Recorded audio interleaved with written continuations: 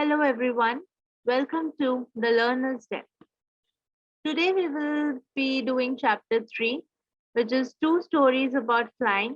And we start with part 1, which is his first flight. The setting of the story is on a ledge with the vast expanse of sea beneath. So it does not have a specific name, but it does have a description of the place that the story is set in. Starting with the story starts with a young seagull who is alone on the ledge while he looks at his brothers and sisters fly away. And he has been afraid to fly with them. And it was such a long way down. He felt certain that his wings would never support him. So he just bent his head and ran back to the little hole under the ledge, and he failed to muster up the courage to take the plunge which appeared to him so desperate. He stepped slowly onto the brink of the ledge and standing on one leg with the other hidden under his wings, he closed his eyes, first one and then the other one, and pretended to be falling asleep. And yet, his parents or his siblings did not take any notice of him. He tried to gain attention, but it was a failed attempt. He tried to call his mother and he tried to beg her to bring him some food because he could not muster the courage to get food for himself because getting food meant flying, which he was very afraid of.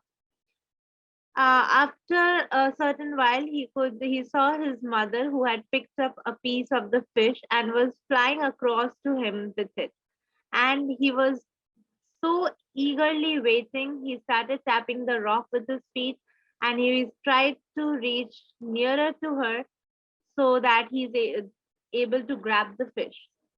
He waited for a moment, but then his mother moved back, and although he was surprised as to wondering why she did not come nearer, but then he was so maddened by the hunger that he dived at the fish with a loud scream, and when he did so, he felt outwards and downwards into space, and a sudden terror it seized him, and his heart stood still. But the very next moment, he felt his wings spread outwards, and he was not falling anymore, but he was able to soar gradually downwards and outwards and was not at all afraid anymore. He completely forgot the fact that he had not been able to fly and commended himself to dive and soar and curve shriekingly shrilly. He was near the sea now, flying straight over, facing the ocean, and he screamed with fright because his legs started sinking in the water. And he tried to fly away, but then his wings did not allow him to fly.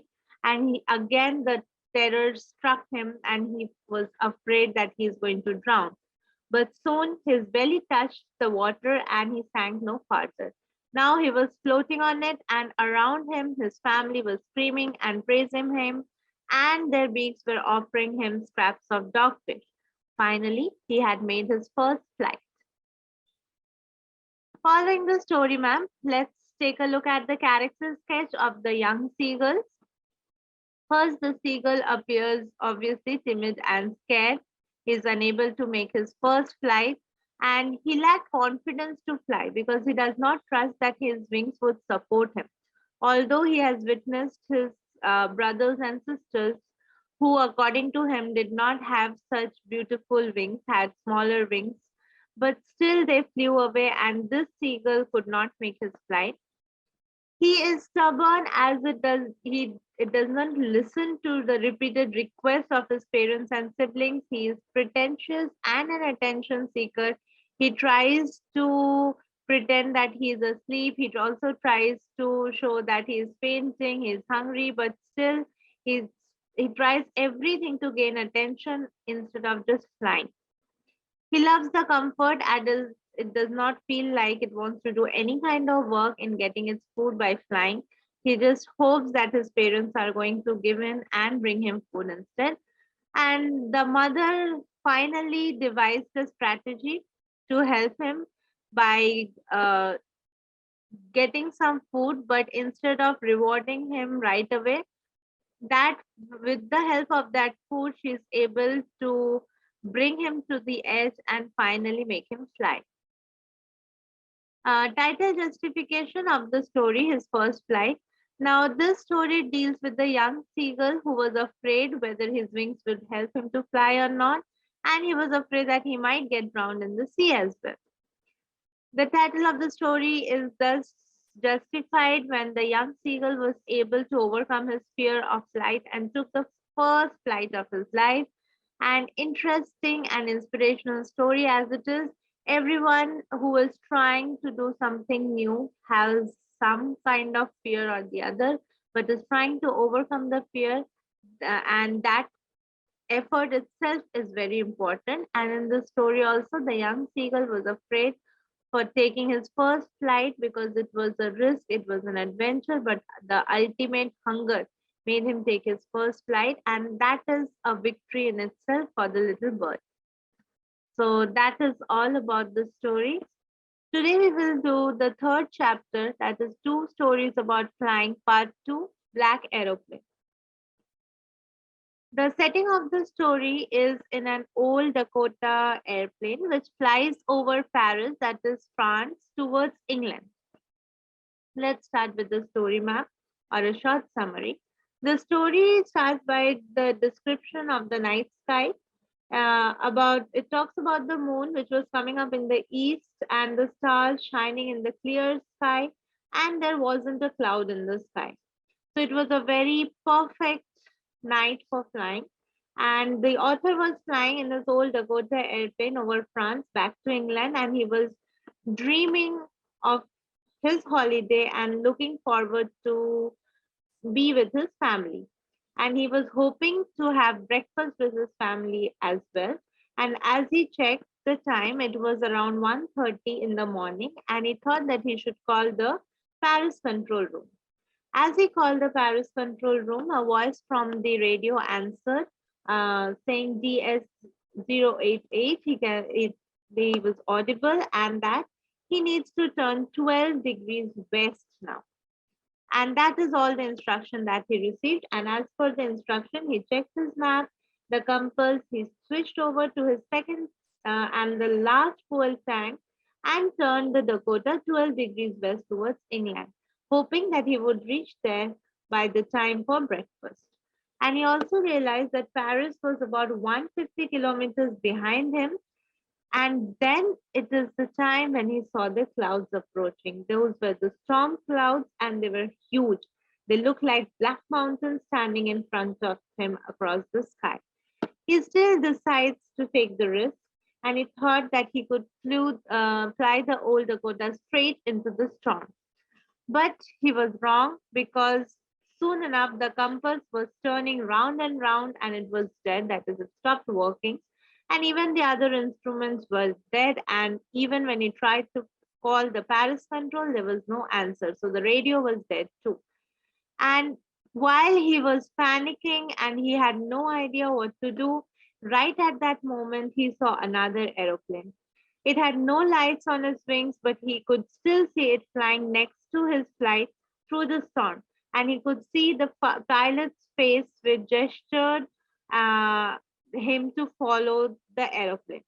And like an obedient child, he slowly started following him and went to the north, and he was happy to follow. There, he knew that there was only enough fuel in the old Dakota, which would fly for 5 to 10 minutes, but he was relieved when he came out of the clouds in few minutes and saw the two long straight lines in front of me, which meant there was an air runaway, hence an airport. So the black aeroplane was gone, although he could not see it anywhere, but he was able to land the aeroplane, his own aeroplane, and he was very happy to walk out of it alive. And once he was on ground and he was safe, he went straight to the control room and asked the woman sitting there about the other aeroplane which helped him fly across. And to his surprise, the woman answered that it was just his aeroplane which was there and no other plane was to be seen in the sky. And that is where the story ends. leaving a little bit of mystery behind. Talking about the character sketch of the author, who was the pilot of the old Dakota aeroplane, he appears to be a family man because he kept on dreaming of being with his family to the extent that he was willing to take risks enough to risk his life and just to reach his family on time to have breakfast with them. We could also say that he lacked professional ethics and responsibilities because he was well aware of the risks in front of him. He could see the storm clouds, he knew his tank capacity. He also was very much aware that he was on the last tank, yet he decided to take the risk and reach his family. He was a grateful man because the moment he was able to land his Dakota safe on the ground, the first thing that he did was to try and find the other pilot to be able to thank him for saving his life. We could also see that he was obedient to some extent because when he saw the black aeroplane and the pilot gesturing him to follow him without any questions, he did as he was asked. Next, coming to the title justification of the black aeroplane, this talks about mystery and it is associated with the aeroplane that saved the author's life. No one knew what aeroplane that is. It is difficult to be certain whether it was a myth, whether it is something delusional, whether it is a work of God, whether it is a true event, because there is no certainty to it. It could be a figment of the author's imagination as well as something which was a true event. Another possible explanation could be that it also points at the possibility of the black aeroplane not making it safely to the ground, hence the color black associated with it. So that is how we can justify the title of this particular chapter. And I hope you like the content. If you do, please like, share, and subscribe.